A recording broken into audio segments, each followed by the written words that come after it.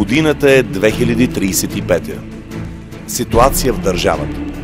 Президент на Република България Васил Боянов Траянов Азис.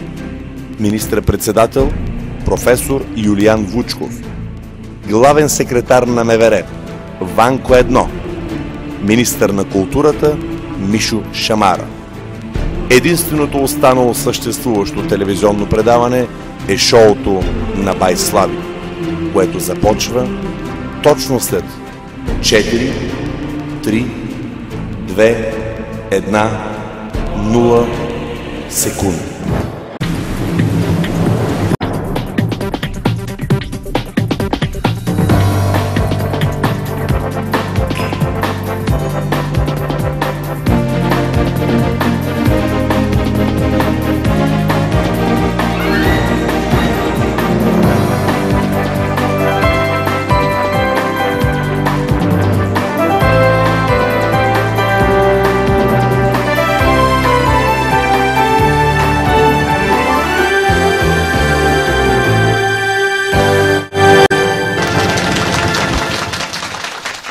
Добър вечер, драги слушатели!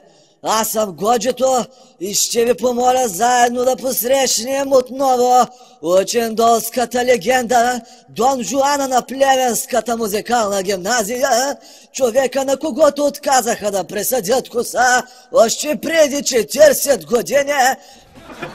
Бай Слави! Здрасти, Гьорен! Здравейте и вие, скъпи гости в нашото студио, и вие, драги слушатели. Радвам се да ви видя като поп на панахида, като стара баба на задушница, като... Айде! Те сме ги чували преди 50 години! Георге, какво искаш да кажеш? Искам да кажа, Славе, че искам да си ходя най-сетне.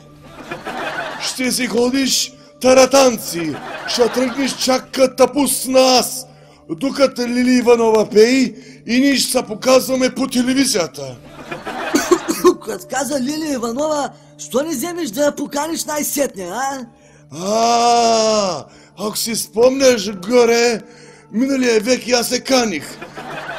В началото на този век пак я каних, ама тя им поиска 100 000 дойлера.